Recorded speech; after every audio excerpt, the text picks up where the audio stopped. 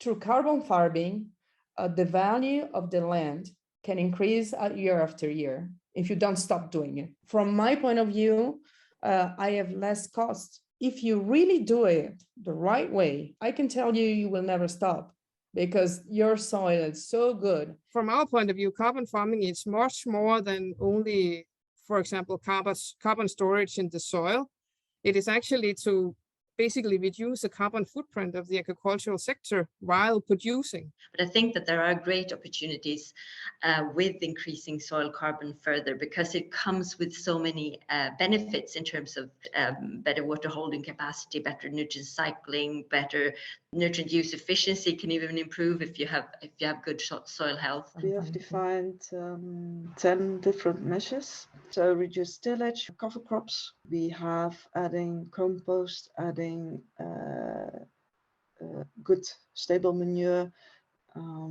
We have improved crop rotation, and we have this measure of leaving the straw behind in the fields. And then we have planting of trees, and thus can take different forms, like doing really like agroforestry or line planting or hedges. So right now, I think the more viable strategies for production integrated rewetting of peatlands is with grazing systems, planting pastures and then grazing, or using the pastures for biogas, or also some now new discussions are with agrovoltaic, even atop of the pastures. Regarding agroforestry, it's a more efficient use of the entire ecosystem if you integrate trees.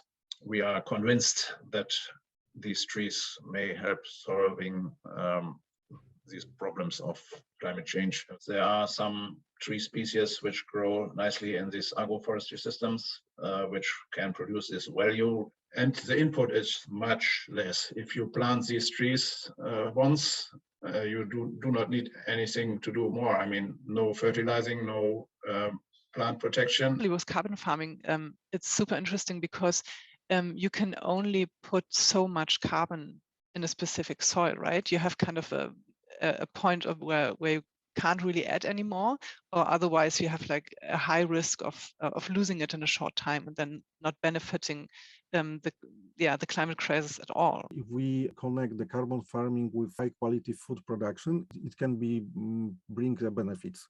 We need to have methodologies to capture the carbon sequestration on farm, because until now that hasn't been included in the carbon footprint calculations on product level.